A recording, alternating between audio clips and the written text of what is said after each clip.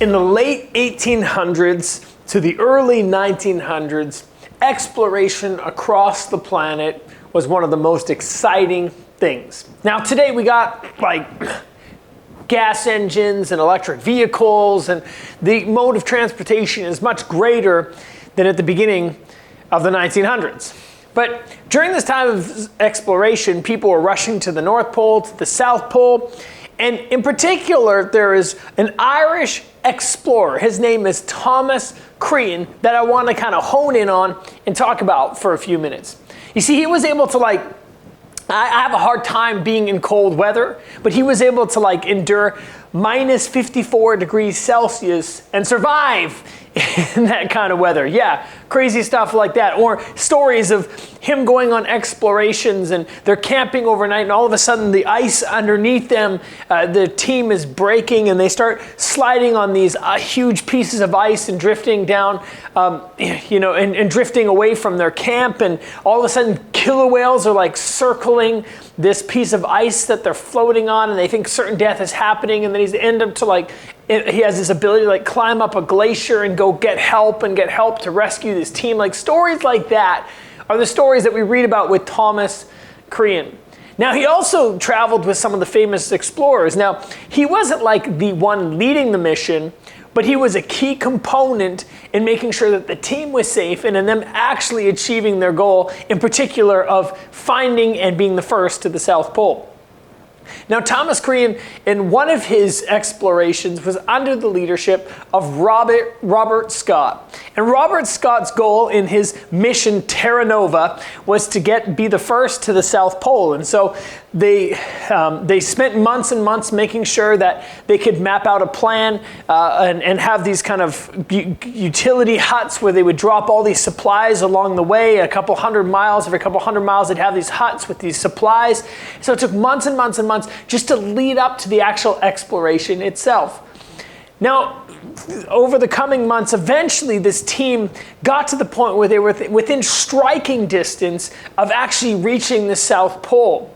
Now, in that moment of reaching striking distance, an amazing thing happened. Is that the team had to be divided in two because Robert Scott didn't believe that the whole team would be able to make it. And rather than bring Thomas Crean along, he actually said that you're not going to be coming to the South Pole. And so Crean has spent his life, he'd spent many months along with the other men, but was told to go home and told to make sure that he gets back safely. And so this small team of 3 people and a small team of 4 went to the South Pole, but a small team of 3 went back to home base. Now, it's about 750 miles back to that home base. And 350 miles into that journey, eventually what happened was one of the 3 that were traveling with Thomas Crean, not to the South Pole, but back to home base, got scurvy. All of a sudden, they didn't know what to do, and they realized that they weren't going to make it. This man wasn't going to make it back safely unless something changed. So Thomas Crean did something outrageous, crazy. He made camp, and he said to these 2 men, he said, you're going to stay here. One was sick and one was healthy. You care for the one who's sick, and I'm going to travel the next 400 miles on my own. Now, he didn't just say he was going to travel it. He left his sleeping bag. He left his food. He just brought a few biscuits, some chocolate. That's what you need for a long road trip. And he traveled 400 miles. Didn't sleep. And he traveled after already traveling 350 miles of glacier and different ice drifts already. He makes this amazing voyage. He gets back in just under a day's time. He gets back and then he brings a rescue mission and he saves these 2 men. Now there's a big celebration. It's known as one of the greatest acts of bravery for these explorers in history. One of the greatest acts, but that wasn't where it ended for him. You see, the team, Robert Scott and the team that went ahead, they didn't come back. And so Thomas Crean went out to go find them. Eventually, he found them in a tent. They had frozen to death. There's stories of him kissing the forehead of Robert Scott and weeping over the team that didn't make it when he thought he could have helped them. But part of that was that he looked down, and as he was looking throughout the small little hut and the small little tent, he noticed that they had journaled and that they had made it to the South Pole. The reason that we know that Robert Scott made it first to the South Pole is because Thomas Crean. Now, what's interesting about this story is that for many of these explorers, they understood that they couldn't make it there alone. They needed each other to push each other, to help each other, to be there for each other in times of need. And we're like these explorers when it comes to our life. We need other people. We need to never stand alone. And it seems a bit subversive in a culture that is bent on individualism, in a culture that's bent on being self-made and self-reliant. The idea of never standing alone seems foreign. But it is so integral to us being able to do the thing that God has called us to do, to being able to complete the tasks that God has called us to do, and to make a world of difference to the world around us. Now we're going to head into a text today written by a man named Kohelet. Now Kohelet is the author of the book of Ecclesiastes. Originally, some early scholars and tradition thought that Solomon was the one that wrote the book, but over the years, we've noticed it's the wisdom, and not we, but scholars have noticed the wisdom of Solomon is recorded in the book, but it's basically written by somebody else. Now, it's still important, and we still have to understand the context of the book because a lot of Ecclesiastes has a lot of despair in it. And when we see this in the Old Testament, it's not that it's prescriptive for our life, like, oh, we just need to be full of despair all the time. And that is a part of life. There is times of suffering. There is time of pain. There is time where we feel like, how do we keep going on? That is a part of life. At this particular passage and with this writer is when we see this, and in chapter 4 that we're heading into, when we see this kind of despair literature, when it feels like it's not just lamenting, but it's like worse than that, it's even more deeply rooted. When we see that in this passage in chapter 4, what's going to happen is he's going to talk about what brings this meaninglessness to life, but then he's also going to talk about what brings value. And for us today, and the proposition that I want to make today is that life is better together. And I know that phrase can be overused, and so let's use, life is better when we stand together. Life is better when we do life in circles rather than rows. We've learned that during COVID-19, haven't we? Life is better when we have people that are beside us and fighting with us and encouraging us and inspiring us. Life is better when we don't stand alone. So let's turn to Ecclesiastes 4. This author, Kohelet, based on the wisdom of Solomon, is going to be writing this today. So why don't you pull out your physical Bible, or you can read along on the screen, and we're going to jump into this text today.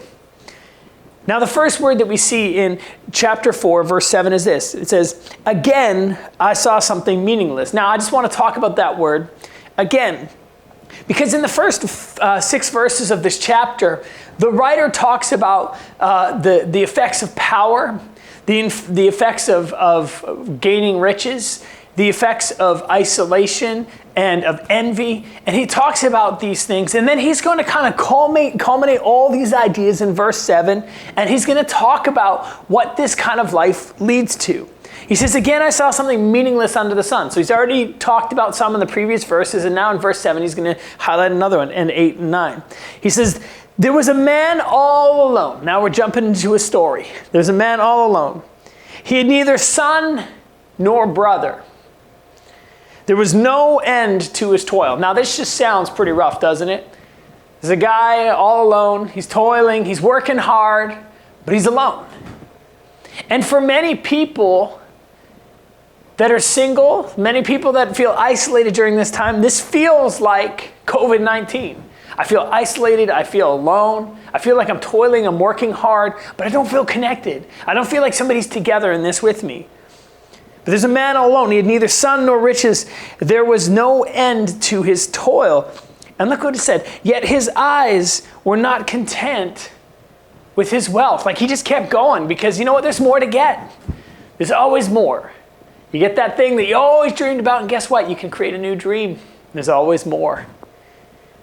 "For whom am I toiling?" he asked. What a great question. Like, why am I doing all this? Why am I putting this all, why am I going so far when it feels like I don't really understand because there's not people in my world. I feel like things are meaningless. Why do I keep doing this to myself? And why am I depriving myself of enjoyment? Like he's working so hard that he's not enjoying his life. He's isolated, he's alone, he's working hard, but he doesn't understand why. And it says, this too is meaningless. It's a miserable business. Whoa, those are strong words. And after these verses, we see that the text changes from this individualistic and worthless pursuit of personal gain as an end to itself to something different. And what the writer here is doing is talking about how empty all of that is. And yet for many of us, this is like the American dream that we were sold, isn't it?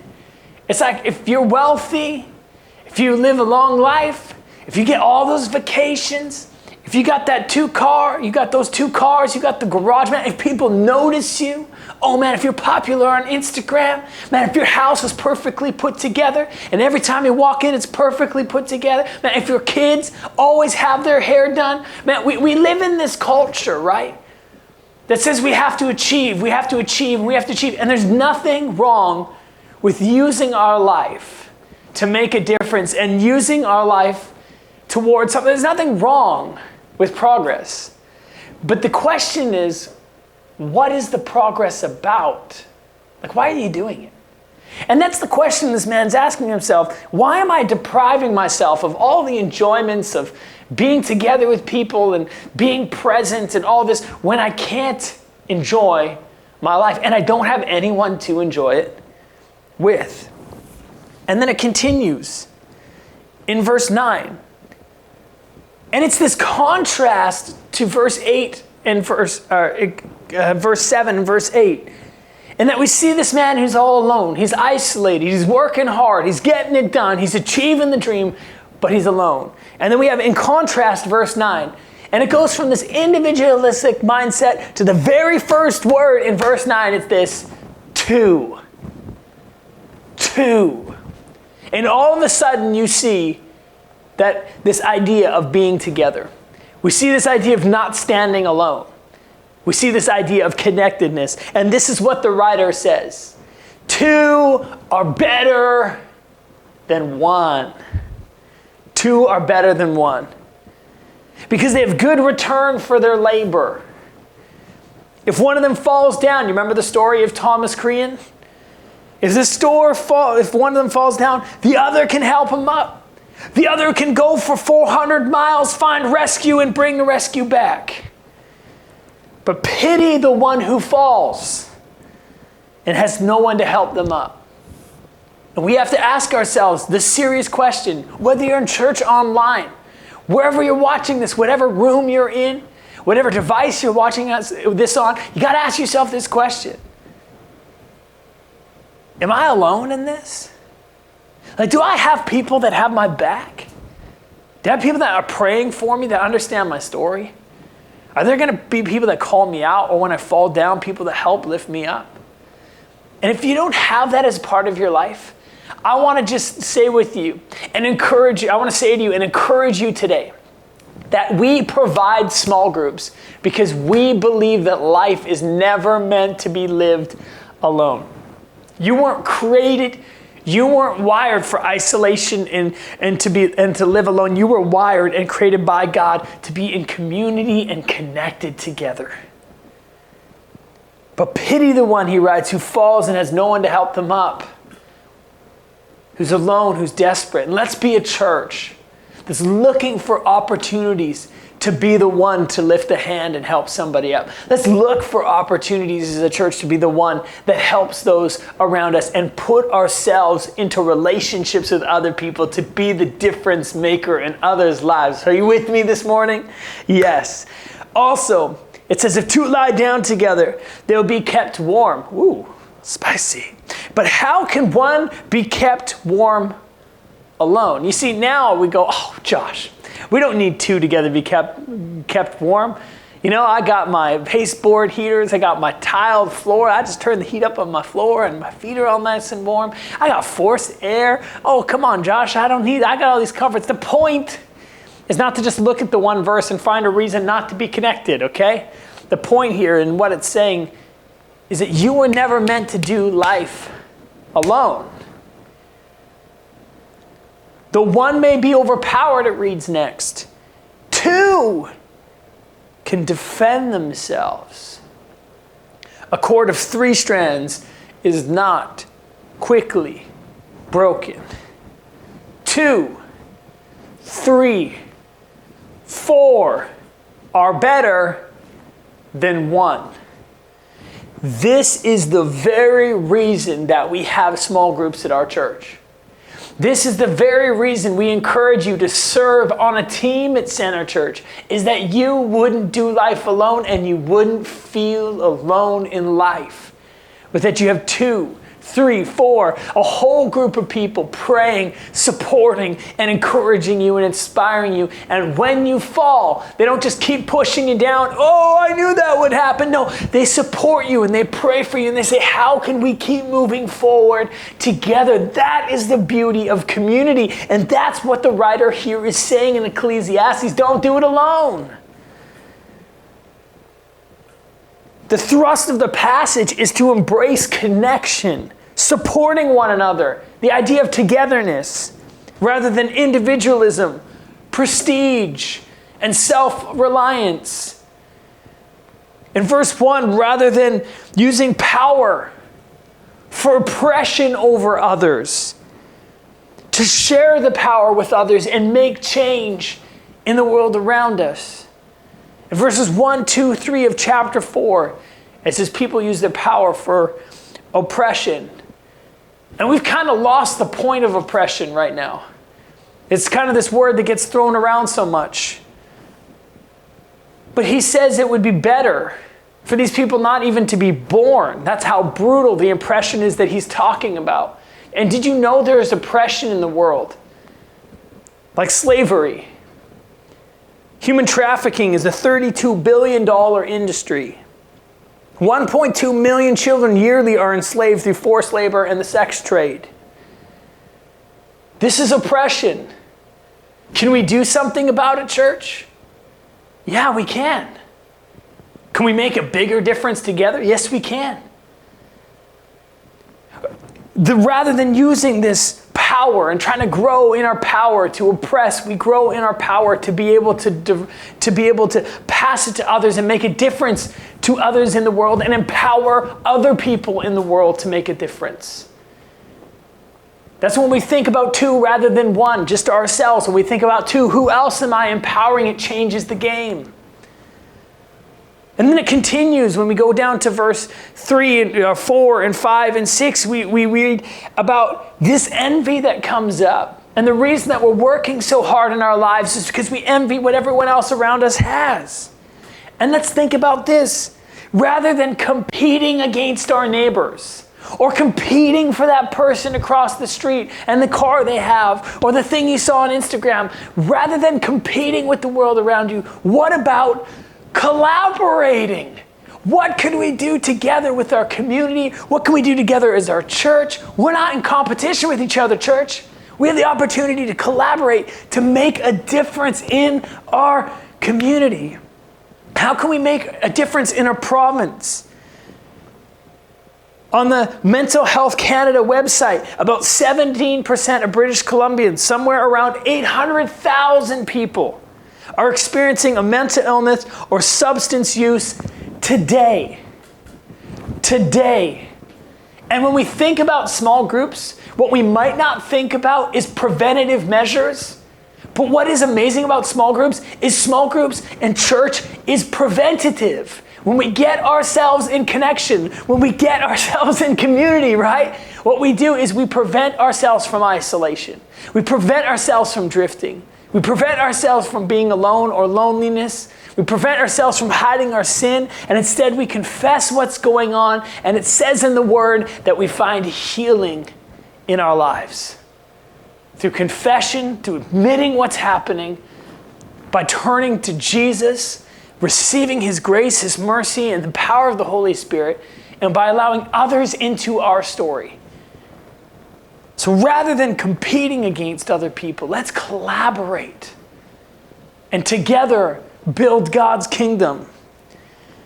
And then we continue in the verses, rather than looking for prestige, humble yourselves and lift up those around you. Rather than taking all the credit, I'm amazing, rather than doing this, right? As we say, you're amazing. And we champion those around us. The most exciting thing in our church is when somebody else absolutely crushes it. I'm like, that's amazing. Let's celebrate the accomplishments of other people around us. Not just tear them down. No. Think two, not one. Who am I encouraging today? Who am I supporting today? Rather than looking to be built up, rather than just looking for a little bit more likes on our Instagram feeds, rather than looking for a few more people to notice us, who can we bring up today? Who can we empower? Who can we give opportunity to? And last one, rather than building wealth for ourselves, and this is going to be a big one. And some of you, this is challenging. I know for me, it's challenging too. I'm not just speaking to you, church. I'm preaching to myself today as well. Rather than building wealth for yourself, build your life around the opportunity to give. Small groups are not just about finding friends. I know sometimes we advertise that, right? Life is better in circles than in rows. Find new friends. But I think it's more than that. It's driving ourselves purposefully into relationship with those around us. People that aren't like us, and that's okay. People that are going through a hard time so we can support them. Think about small groups, not as just something you can get, but something that you can input into. You can make a difference in somebody else's life when you accept two is better than one. Who else am I investing and inputting my life into? Come on, church, you can be the change that you desire and that God desires for our community. You can. Small groups are about building your life with others and building your life into others. Some of you have business experience that you could leverage for other people. Some of you have ideas on how to budget. For others of you, issues of mental health, or maybe you have similar parenting, issues that come up that you can share with one another and share wisdom. For others of you, it's like, man, I've had to grieve a relationship, or I've had to go through a divorce or separation, and you can share that wisdom with other people. The beauty of small groups is how diverse and how incredible it is that we can share together our collective wisdom. Don't just think, what can I get out of it? Think, what can I invest in other people? Think about two, not just one. N.T. Wright writes this in his book, Surprised by Hope, Rethinking Heaven, the Resurrection, and the Mission of the Church. He says, what you do with your body in the present matters because God has a great future in store for it. What you do in the present by painting or preaching, singing, sewing, praying, teaching, building hospitals, digging wells, campaigning for justice, writing poems, caring for the needy, loving your neighbor as yourself, listen to this, will last into God's future. The decisions you make to build his kingdom will resound in the future. These activities are not simply ways of making the present life a little less beastly, a little more bearable, until the day when we leave it behind altogether, as the hymn so mistakenly puts it. Rather, they are part of what we may call building for God's kingdom. And when you choose to get connected, and when you make the decision to never stand alone, and when you think about Thomas Crean's life and his investment in making sure that those in his team and those around him, although he wasn't the leader, he was that kind of supporting cast, that unsung hero, regardless of if you're at the top or not, that you make sure that you're connected and that you're bringing other people with you. Two is better than one. For somebody might fall and they might need a hand up. For somebody who might be cold and they need that hug and just saying, I'm with you, I'm close. Others may feel overpowered, and we step in the gap and we defend. Church, I believe that this next semester, as small groups start this week, I just got to say as your pastor, what are you waiting for? Get connected today. You might be like, oh, well, I don't know if the group's going to input as much into me as I hope. Well, then you input into the group as much as you want to see come out of it. What would that look like? Because I believe that we got a church full of people for the last 5 years that have inputted into others' lives. A diverse, growing, Christ-like community of people that care and love for one another and say, you know what? You might be going through trouble. You might be going through hell, but I'm with you. Let's be a church that models and reflects that. Let's bring God's kingdom to earth. Why? Because 2 is better than 1.